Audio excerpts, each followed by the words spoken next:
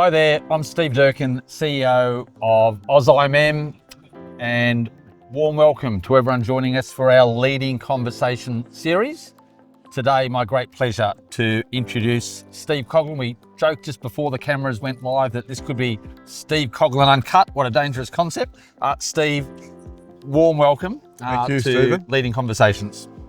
Thank you. Steve Coughlan, to introduce by way of background, a wonderful supporter of AusIMM, a much admired leader of our industry, and a great Australian. And that's really what I want to focus on today, focusing on you, Steve, the person, and a bit about your background and history. Take us all back, if you could, to kind of Steve Coughlan at 20 years of age. Where were you living? What were you doing? And how did you actually get into the mining industry in the first place? Well, at 20 years of age, I was in my first year of mining engineering at the Royal Melbourne Institute of Technology in Melbourne. And I lived out at a farm near Cranbourne, a place called Skye, and then we moved to Frankston while I was doing mining engineering. So that was home base. RMIT. RMIT was where I studied, yes. So mining engineering, and then post-uni, tell us a bit about kind of your career journey, early days. But post-university, I applied for many jobs and got one positive response to go to Kambalda Nickel Operations with Western Mining Corporation. And I went there in late 1974, which is where I started my career at Silver Lake Shaft, which was the first shaft sunk in Kambalda. I'd forgotten that connection to Western Mining, which for maybe some of the younger members listening to this conversation, just tell us about kind of Western Mining's place in Australia's history, because it's an iconic mining company. In the time I was there, that obviously started the nickel industry in Australia, which was very, very significant for WA and Australia for that matter. And incredibly, in the space of 6 years from drilling a discovery hole in 1966, they built a smelter, a concentrator, a refinery, the town of East Kambalda by 1972, and sunk Silver Lake Shaft. If you tried to consider that in today's world, you wouldn't believe it would be possible. So they were incredibly Innovative, I guess, in the day. innovative, Yep. motivated, Yep. and had the full support of the government Yep. in that era. You've let's fast forward right back to now as executive chairman of the Byrnecut Group. Just unpack a little bit about kind of the Byrnecut Group and kind of how you describe the complex operations of the Byrnecut Group. Yes. So initially starting as a very small contractor in mid-87, without going into the detail of the struggles back then, we've basically grown into arguably the largest dedicated hard rock contractor in the world.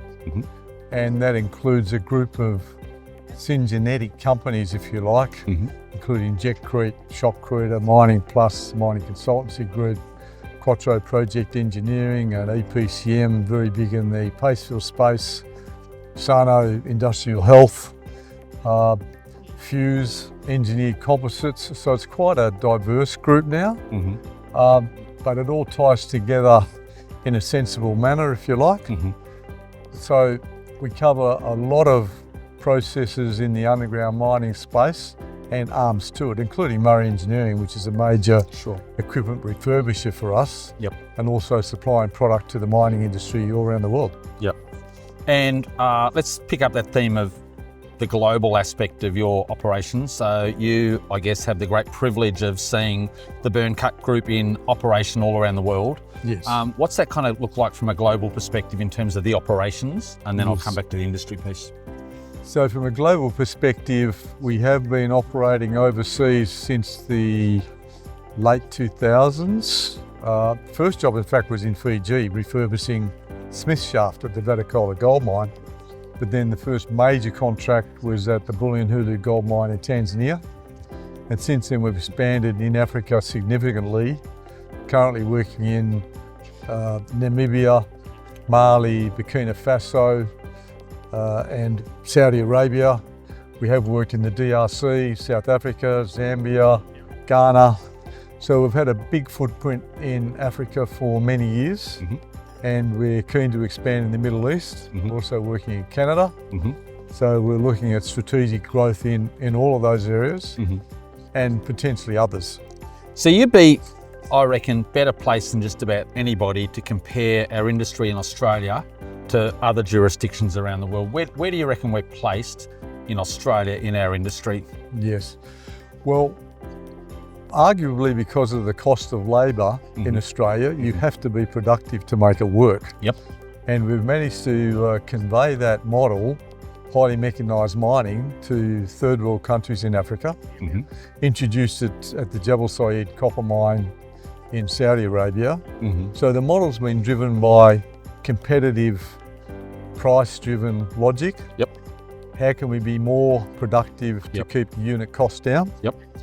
And that's proven to be an economic model in other countries. Yeah, right.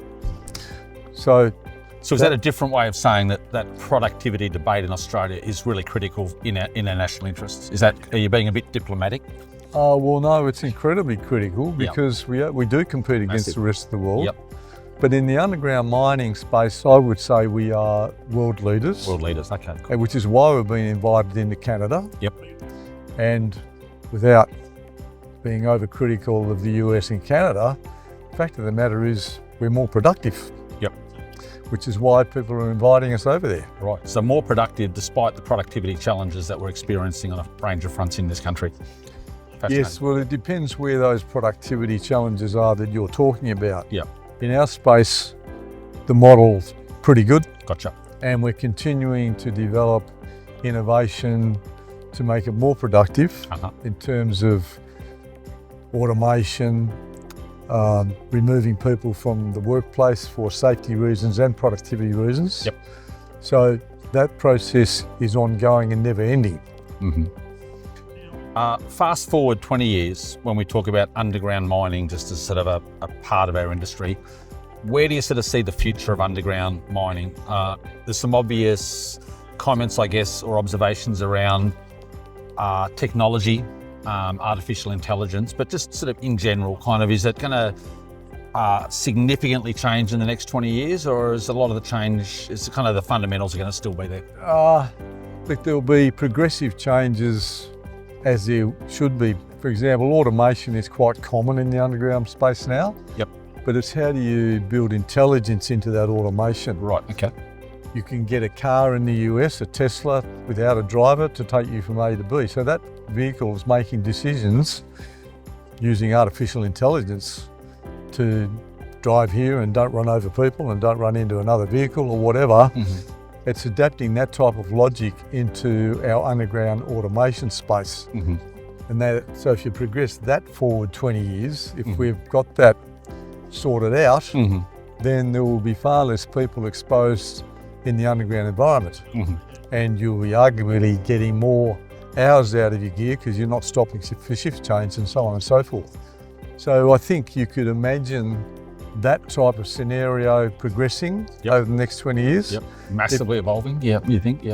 It is evolving now. And And then will there be radical changes to the way mines are developed? At the moment, it's still predominantly drill and blast. People are looking at mechanised cutting, but no one's really made it economic yet. So that's still the ultimate solution, where you have an economic method of mechanised extraction of the rock without drill and blast, continuous process. That has been tried by many, but we haven't got there yet. Will it get there? Probably. Over the next 10, 20 years. Wanted to change gears a bit in the conversation and very selfishly ask a little about AusIMM. You're a massive champion of industry bodies like AusIMM. Why do you care so much about the work of an organisation like AusIMM, and why is it so important for the industry from your point of view, Steve? Well, if I go back to when I was a young student, I joined the AusIMM in Melbourne, and I got closely associated with the papers, etc., technical papers and so on, which you would use for research for your studies. And I've actually done a couple of papers myself over the journey. So I think it's critically important to young professionals to become members of AusIMM for that source of incredible information to apply in their field of expertise, whether it's metallurgy, geology, mining engineering. So there's that aspect to it. And just from professional career development, you're associating with your peers, discussing ideas at events like we're seeing today at the Future Leaders Summit. New Leaders Summit. New Leaders Summit. I think that's a fantastic event, and people meet one another, they form relationships, they get to talk with experienced people like me and Chris Carr and others, and they're really, really fascinated and interested in having those discussions. I think it's a great perspective because it's easy to forget that we're doing this work for the industry. As I often explain to people, everyone that works at AusIMM comes to work every day to advance the careers of the professionals that we represent. It's a really important role that we carry out, and a primary vehicle for us to demonstrate that commitment is through our conferences. So we're at Critical Minerals at the moment, currently in Perth. We had our Underground Operators Conference, 1,850 people in Adelaide earlier this year. Just a couple of comments from yourself about those two conferences, Critical Minerals and Underground Operators, as two of our flagship conferences. Yeah. Well, the Underground Operators Conference is the key event for us and really anyone in the underground mining industry, which is why it is so popular. It's an incredible event to hear what's happening all over the world, not just Australia, with really good technical papers. And obviously it's a great time to catch up with people who you would not otherwise meet because everyone's too busy and we're too far away from one another, etc. So it's a great peer catch up. And it's incredibly interesting from a technical perspective. Yes. Critical Minerals is very important with where we are in the world at the moment. So that's a developing conference model, I think. So it's a very interesting one. We're obviously involved in Liontown, which is lithium. So yeah, a little bit different from the Underground Operators, but still very important for the industry. And I might add, I'm a great promoter of the AusIMM conferences. You are. As opposed to the commercial model where no value goes back to the participants, quite honestly. Whereas in the case of AusIMM, technical papers are produced and they end up in the online library. For the benefit of the industry, not just our members. Benefit of the industry and all the members. Well, that's what's synonymous with AusIMM conferences. High quality technical content of international standing that's delivered in a very practical way. And I think the accessibility of that content is a really important aspect of the work we deliver, the professional development we deliver through our courses, our conferences, our webinars, our technical talks, our digital library. So I'm really pleased you've drawn that point out. I want to explore a couple of aspects of AusIMM that I know you're really passionate about. One is the fact that we operate under a royal charter, a very unique and privileged position in this country that essentially means that the members that we're representing are all about making sure we're delivering value and benefits to the communities that we live and work in, an area that I know you're really passionate about. Why do you think that our industry struggles so much with kind of connecting to kind of the general public? The average person in the street doesn't really understand how and why our work's so important. Do you have any views on that kind of challenge, massive industry challenge, Steve? Yes, I think we're in a unique situation in Western Australia. Where mining is such a massive part of the economy and many people work in it, and all the services to it employ another factor of X times people. So there's a lot of knowledge in WA. In the populous states like Victoria and New South Wales, that is not the case. So we haven't managed, unfortunately, to get that message through as we would like to show them how critical this industry is to Australia for an economic perspective, but also from the fact that every time you get up in the morning and get in the car or pick up your phone, something came from a hole. It was mined. It's very hard to get that message through. We've got a lot of work to do. Which is why our work's so important, because we're deeply committed to trying to recalibrate that understanding. And something we're very cognizant of is that something like 80% of STEM graduates come out of New South Wales and Victoria, like you've described, Melbourne and Sydney. in actual fact, our research recently has highlighted that 68% of the young students in those markets would actually be interested in working in mining. It's just that they don't have friends or family working in the industry, so they don't see it as being kind of a relevant career. So I think the point you've made about just increasing awareness about kind of what the industry does, yes. I think part of the challenge is as fundamental as that. Yep. Slight change of gear, another area that's an important part of the role of AusIMM is the advocacy work we do. We work closely to educate and inform the media, universities, government about the important work of our industry and how Australia can play a role on that global stage. Just some reflections or observations about the role of government from your point of view in general, about kind of how government could play a more proactive, impactful role to support our industry, because I know you've got some views on that. Yep. So one of the problems that's developed over many years from successive governments, regardless of the political persuasion, is the long lead time on the approval processes. Massive, and getting worse. And it's getting worse, although there is a lot of discussion about trying to tighten that up. Yep. So that is a massive issue for the industry generally. Mm-hmm. I would suggest they need to introduce KPIs in their department so that you are accountable and you must meet this deadline. Mm-hmm. What is wrong with that? Mm-hmm. So that is a challenge for government, and I think they need to work on that. Yep. So I'm not knocking any government of any political persuasion, but for the benefit of the Australian economy, we are competing against the rest of the world. Yep. We do not need these hurdles, which should be able to be streamlined and not layered. Yep. And just it's a basic business study of how can you do this smarter and better. I think that's a really constructive suggestion. You know, how can we introduce more accountability to support the process of the approval process that is long, getting worse, and when benchmarked with other countries, we're significantly disadvantaged in terms of the lead time required from discovery to digging. Yep, would be kind of the way to say it. Yeah. There's one other point I'd make in relation to that. The government is putting money into the critical mineral space, arguably for good reason. I kind of question that logic because they're saying that will assist these industries to get their projects up. I would think a far longer term benefit would be to do, as we've just discussed, shorten lead times, get these projects approved or disapproved in a quicker time, because it costs a lot of money to be in that holding pattern. Right, okay. And we're delaying production. Yep. So if they were to put the money there, that would be a long-term benefit with far more than sugar hits. Yep.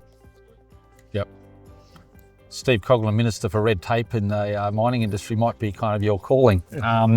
But I think it's a really sensible, appropriate and practical suggestion. That's, I think, really, really important for us to sort of build out our thinking around that. I want to say thanks massively for your time today. I know you love our industry. What is it that you love most about our industry? Well, I've been in it for over 50 years, Stephen. So if I wasn't enjoying it, it would be a longer journey than it already is. Yep. But look, I mean, it's very much the people. Yep. It's the fun of the challenge of strategic growth of the business. Yep. It's seeing our brand, the Australian brand. Yes. I'm not talking about Byrnecut specifically, but, you know, Team Australia. Exporting that to the world. Yep. That is a really, really satisfying experience. Yep. So it's all about the people. Yep. The industry itself, the importance of it. Yes. And us taking the rest of the world with us with our skill sets. Yep. And training in those countries we go to, those people to be part of our journey. Yep. Final question from me is a forward-looking question. If you were to get the crystal ball out and describe the industry in 50 years in Australia, I'm sure, being the optimistic person you are, you'd have some sort of positive views about it. Just sort of unpack kind of where you see the industry heading over the next few decades in Australia. I think we will continue to be a major exporter of mineral product. What we must become is somehow or another becoming economic in downstreaming that product. Yep. And we're talking about that critical minerals or whatever it is. How do we do that? Yep. It's tough when you're talking about high volume material which can be treated in China because of their cost structure better than us. Yep. How do we possibly get there? We may be able to do it with critical minerals and rare earths because they're more strategic. Yep. But that's the challenge. Yeah, right. How do we process more of that product that we're currently shipping overseas? And does that processing capability, is that something that we need to develop, or is it transition from other industries in Australia to our industry, the mining industry, or is it through collaboration with other countries and other industries in your mind? Well, I've no doubt there'll be collaboration. Yep. Because the political vested interest is there, and the commercial vested interest is there. We do and have processed copper. Used to have iron ore smelters, etc. So we can do it. Nickel smelters, etc. The most important one, I think, is this rare earth and critical mineral space. Because we're potentially going to be held to ransom unless we do. Yep. And I'm talking about us and countries we're aligned with. And that's obviously not an uncommon theme being discussed at the moment. Yep. Final question. You are, as I introduced, a much admired leader in our industry. Have you had some mentors, or are there some role models in our industry that you've looked at and look at with great admiration, either past or present? Yes, in the past, definitely. Yep. Particularly in my days at WMC when I was a young engineer. Yep. Tony Palmer's of the world, Barry Patterson, who was nicknamed the Beast at the time. The Beast. When you're a young engineer, you're heavily reliant on their advice and direction. Right. As you get older like me, it's more about collaborating with like-minded people. Yep. So, you know, the Kudafanis and the Tony O'Neills of the world. Yep.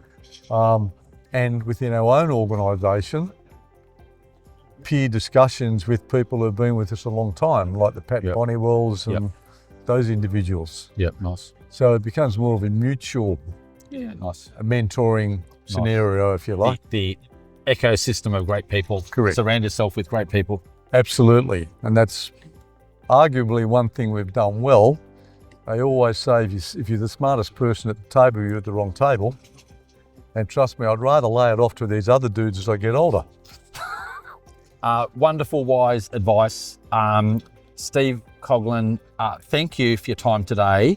Congratulations on all you've achieved with the Byrnecut Group. Quite an iconic organisation in our industry. Thank you for being such a wonderful supporter of our organisation. We really, really admire and thank you for that. And to you, a great Australian, all the very best, and thanks for your time today. It's Stephen. Thank you for your great leadership and stewardship of AusIMM. Thanks. Well done. Thanks for saying that.